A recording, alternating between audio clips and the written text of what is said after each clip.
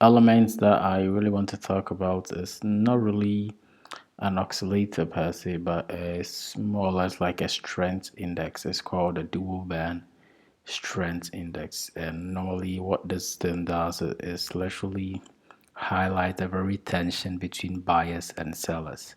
And these are represented by numbers on every given candle. So the top numbers represent the bearish side and the down represent the bullish side. Again, this is just a fragment or a piece of data.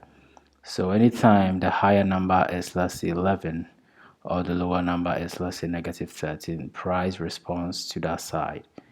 In other words, price responds to the higher number versus the lower number. But again, this is just a fragment. This is just a piece of an information. And this is overall not entire trading decisions shouldn't be predicated just because you saw these numbers. Because these are not oscillators or these are not waves. These are technically just a fragment of a data that we are trying to highlight. Again, the very reason why we have different varieties of indicators or oscillators or waves is we need different data or varieties of data that helps us or that gives us enough confluence in terms of direction so that we can make our trading decisions based on the very direction. But like I said, you can't basically just trade just because you saw the numbers. It's not enough for you to decide your whole trading decision just on these single numbers.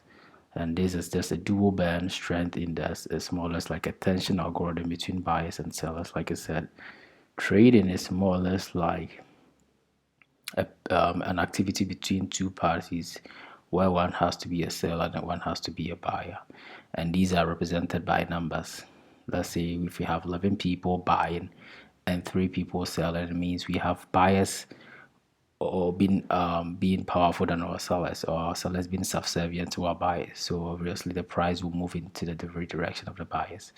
And the same if we have 10 buyers and let's say 20 sellers, it means we have enough sellers more than buyers, and buyers are now subservient to our sellers. So price responds to the very direction of our sellers.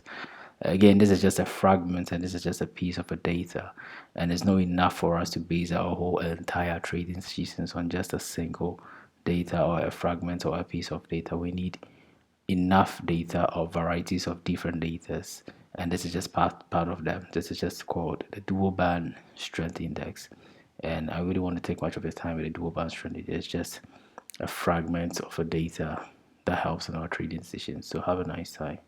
Peace.